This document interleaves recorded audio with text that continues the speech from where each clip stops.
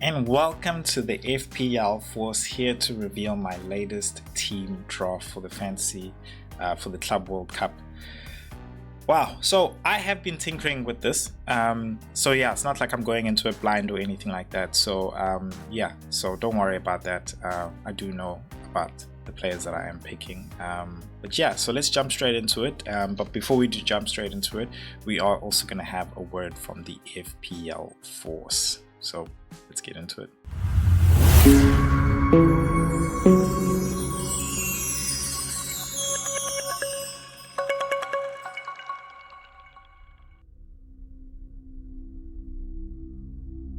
The battlefield has expanded. Football fantasy. Mastery is no longer confined to the realms of the Premier League. It is now in the grandest stage of the club competition. The FPL Force has seen the future. The FIFA Club World Cup Fantasy 2025 is a test of strategy, instinct, and domination. The question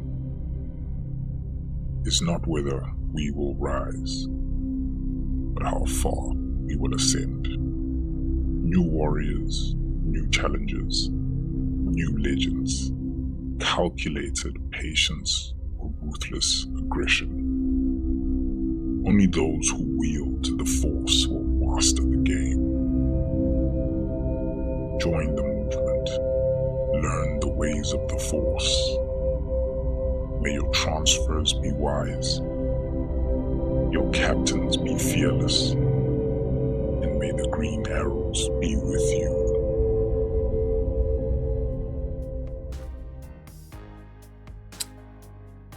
You heard it, guys.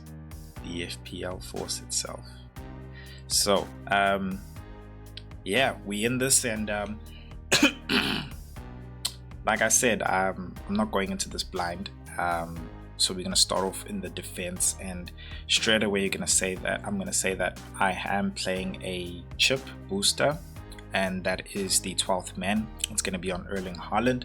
So yeah, just a great way to use the booster is to actually use it on a player which you mainly can't really afford in your squad.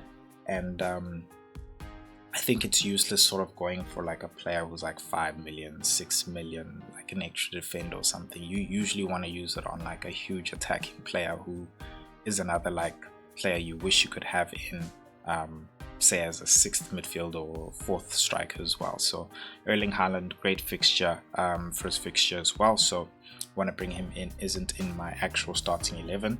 So that brings the question as to who is in my strike force. But starting off in the defense, Amani, this is going to be shown as the team that I've got playing currently, set up with captaincy, everything.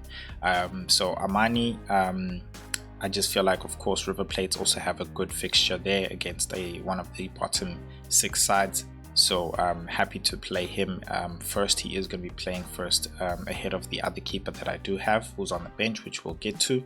Stanisic by Munich. Spoiler, will be tripling up on them as well. So he is currently under the threshold of 5%, so looking to get some bonus points from him. Guardiola there as well. Again, I mentioned that I'm despite the new signing of Aït-Nouri, I'm very happy to have him in my team as well. I don't think that Aït-Nouri is going to just come in straight away. I think we do have to keep eyes though on him and Aït-Nouri's progression through the tournaments to see how much minutes Aït-Nouri does take away from him. But Guardiola can play both on the left and central, so I feel like in terms of the defenders, him and Ruben Dias have pretty much got it locked down really. The others I feel like are rotation risks. In all honesty, Akanji could be somebody who, again, he plays more so on the right. He can play as a right back and he can play as a centre back, so maybe he's somebody. Definitely he's under the threshold of 5%, so he's another defender to really consider as well. Then Carreras, Alvaro Carreras, he's another one from Benfica. The Benfica players are a differential in the same group as Bayern Munich, Group C. They're playing two teams, Boca Junior and Auckland City, who are in the bottom 8 of the basically all of the teams that are ranked within this Club World Cup. So those are the teams to target really in Group C. So wanted to bring him in the defense, hoping he can also give me some bonus points there. So yeah, it's a no-brainer really having him in there, a good defender as well. Yeah, so let's move into the midfield as it is in terms of starting 11. I think it is a no-brainer to have Olise in.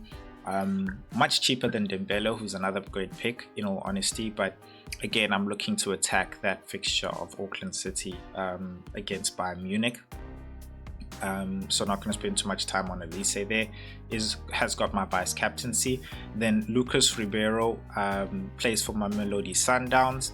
He's in the Group F there again, where they've got Usalan HD and Fluminense from Brazil, and those teams are also within the bottom 8 teams of all the teams ranked in this Club World Cup. Now, Mamelodi Sundowns is relatively in the mid-table, but they rank between those bottom two teams, Fluminense and Usalan HD, is a pretty big good gap, and I'd say good enough gap to say that they can relatively take care of them. They are a South African team, the best South African team. They've been winning the league, like it's a farmers league basically. So yeah, we'll see basically how they take on, but he is the talisman of plays more of like a number 10 / 9 behind strikers, also can play coming off the wing, but he's basically the talisman as well there. He's more of I think he's a 6 million. So yeah, definitely of course below the 5% threshold. So if you're looking for a real differential and someone to target one of the fixtures, you can go for him. Adeyemi again from Borussia Dortmund within the same Group F there, playing against Fluminense. So going to be a good match really. Another talisman there in the midfield, just came from international with Germany as well. He started that second game against France, as much as they lost, the shame. But yeah, another good pick there. Then Mohamed, could not even pronounce it. Like I tried in the previous video, I do not want to butcher guys' names out here. Guys in the comment section, Portuguese guys, come through for me, man. Break it up. Holla at me as to how you actually pronounce these names. So yeah, but another talisman there in Benfica, has a really good XG as well. So again, like I said, targeting that Group C fixtures over there against those bottom 8 teams. Now going down into the strike force, I've got Omar, Mamouche, Guirassy and Kane. I think it's a no-brainer again, having Kane there with the captaincy. Guirassy again against Fluminense, and then you've got Omar Mamouche as well. So I'm sure you can see that I very much am attacking Group C, D and G, which is really much part of the strategy which I shared in my videos. So no differential from this front three, but going on to the bench, which is something I can reveal right now. My keeper D Gregorio, he is right underneath. He's actually at 4.5 right now, and I think a lot of people are starting to lean onto him, because I think when I selected him he was probably around 4.2% in terms of ownership. So I think it's going to change. And then I've got Francisco Conceição. He started the final against Spain on the right wing. Really good player as well. I wouldn't say he's seen a lot of minutes in terms of the league, but I know Gonzalez is ahead of him, so he's more so for me a surprise, really, a surprise pick, a wild card pick, considering it's more of a budget pick right now. I think he's 5.7.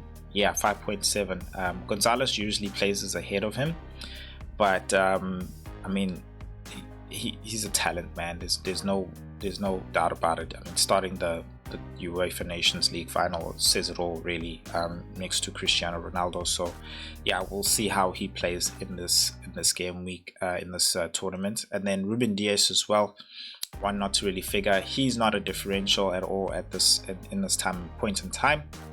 You can see I'm not just tripling up, but quadruple on City there. I just feel like it's going to be a really good game for them, and picking really the players who I feel are good for minutes there, along with Edison, who I think is also another one who's good for minutes, really. And then I have Lloyd Kelly there as well, another one who I believe is good for minutes. He's been in the centre backs of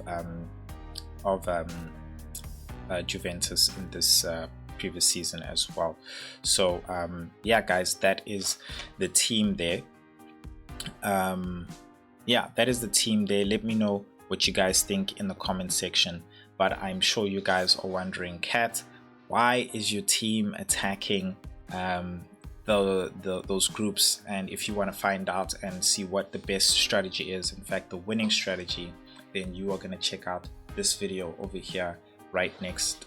So check that out, and don't forget to subscribe as well. In fact, how about a little bit of words of wisdom from the FPL Force. Silence, as the FPL Force brings wisdom.